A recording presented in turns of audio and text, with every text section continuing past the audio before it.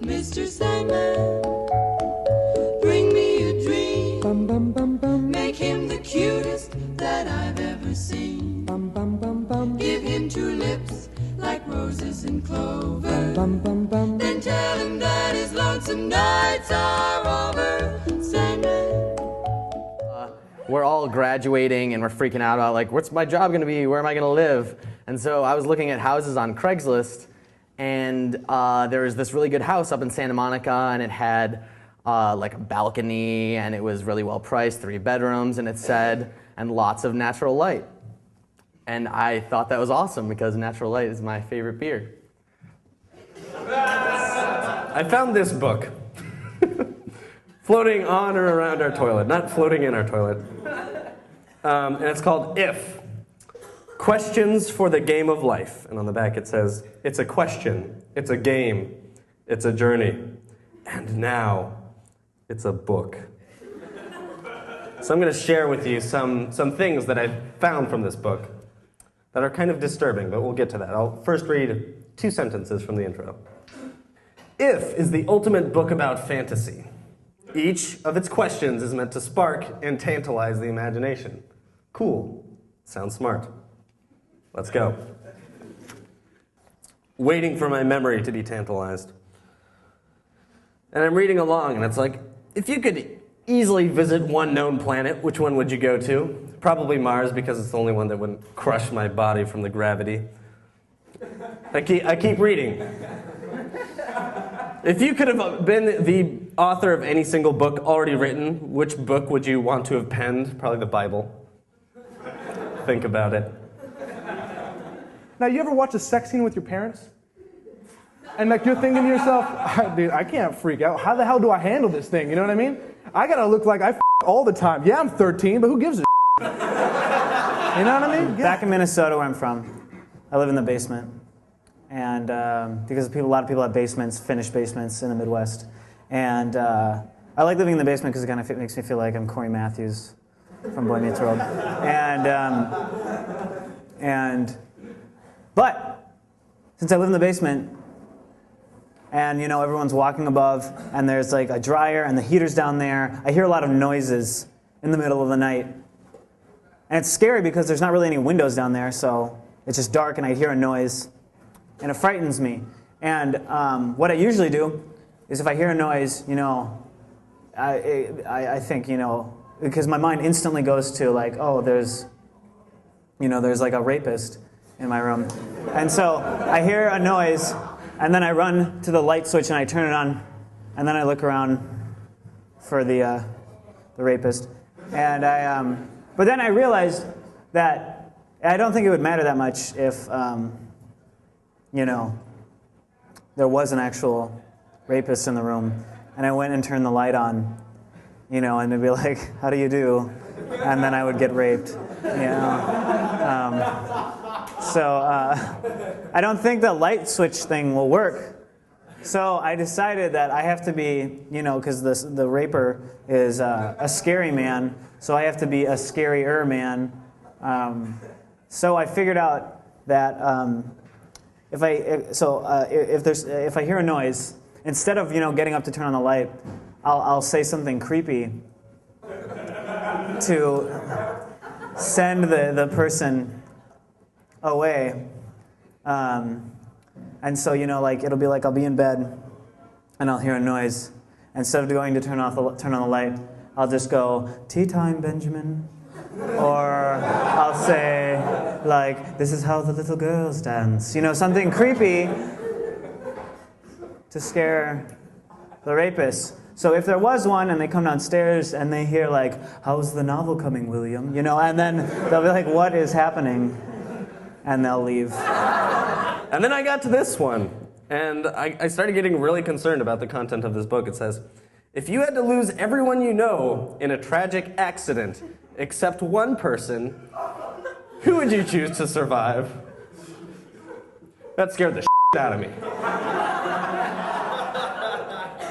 You guys ever heard of Harry Houdini? Yeah, famous magician. Do you guys know how he died? This is a true story, actually. One of his tricks was that he could get punched in the stomach by anyone, and he could like survive and feel no pain, which is pretty cool, I think. I can't do it, so nobody try, because I don't do magic. I've never done it before tonight. But then what happened, though, was like how he died was one night he did the trick, and then this fan was so impressed that he met up with him. Not like met up, like hey, let's meet up. But he just like ran into him, metaphorically speaking. Not like I guess he actually did then run into him with his fist, because that's how he died. Is he went and like said, oh, that was a cool trick, and then just punched him in the gut, assuming that he'd be okay. But then he had like massive internal bleeding or whatever, and then he actually died from like internal stuff because he wasn't prepared for the trick. And I was thinking that like that would be a terrible way to die, is when somebody unexpectedly makes you do your job. You know what I mean? Like you're like a garbage man is just like eating lunch at a cafe, and like one of his patrons is like, take the garbage out, blah, blah, blah. And like there happens to be a knife in the garbage that he's throwing. Or like what do you want to be when you grow up? Pastry chef. A pastry chef? Oh no, I mean I didn't mean to like. No, it's like that's not many people.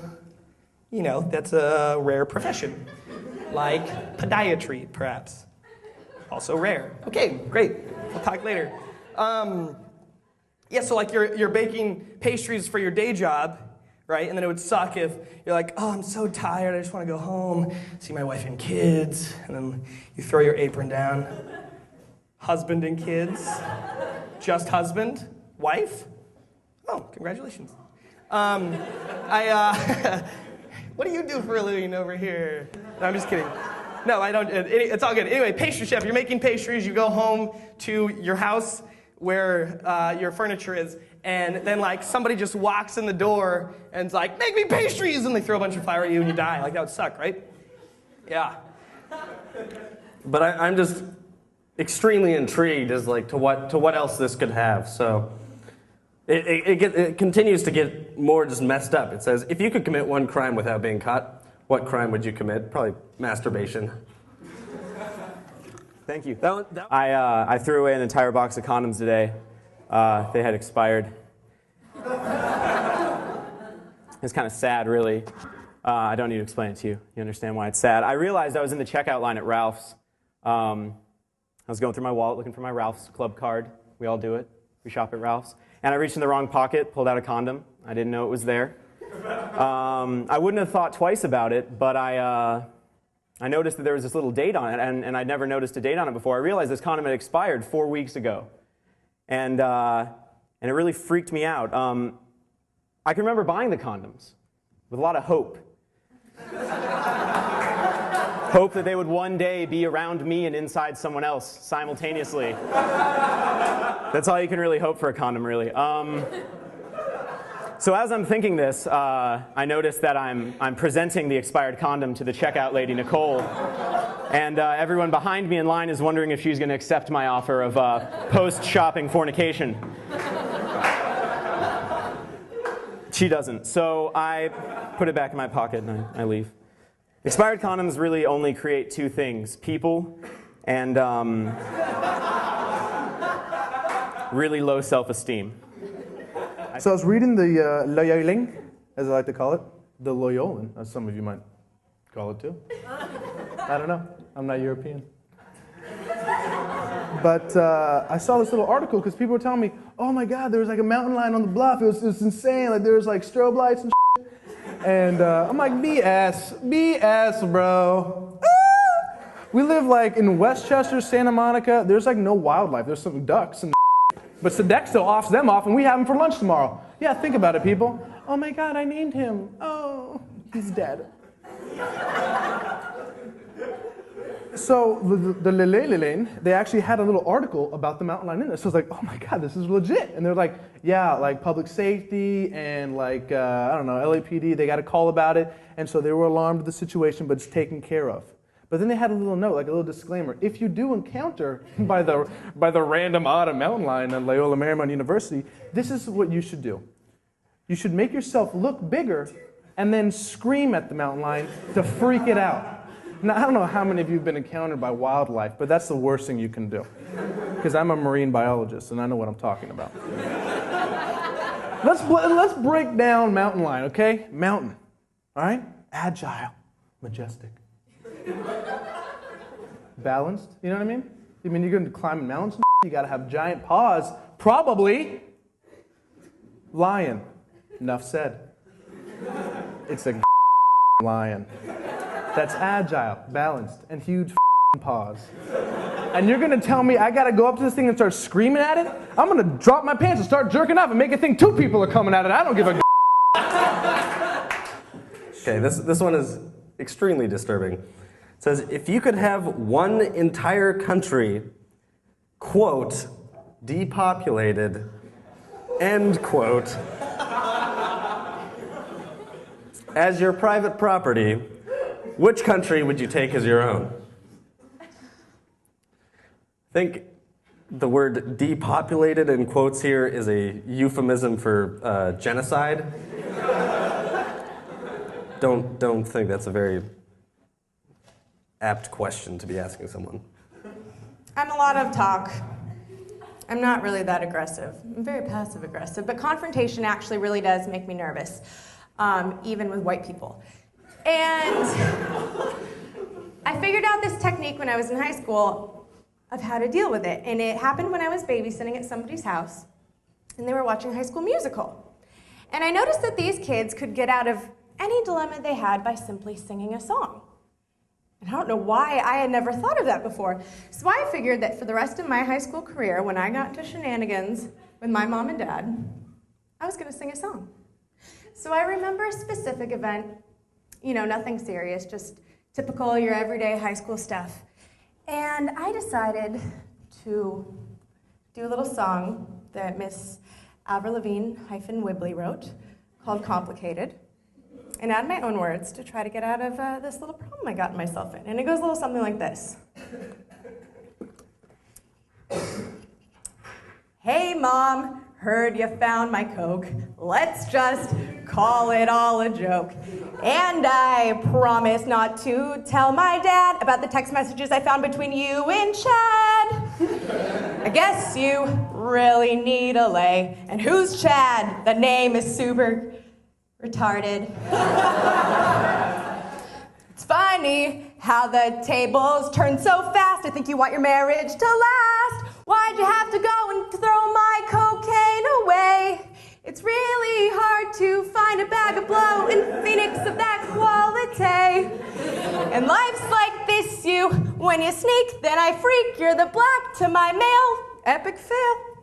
Now go make me a sandwich. She didn't even get mad. If you had to assassinate the President of the United States, at what event would you assassinate him or her at? Times are changing. And how would you do it? Then I was thinking, wait a minute. Who's watching me read this book? Meanwhile, outside I hear this.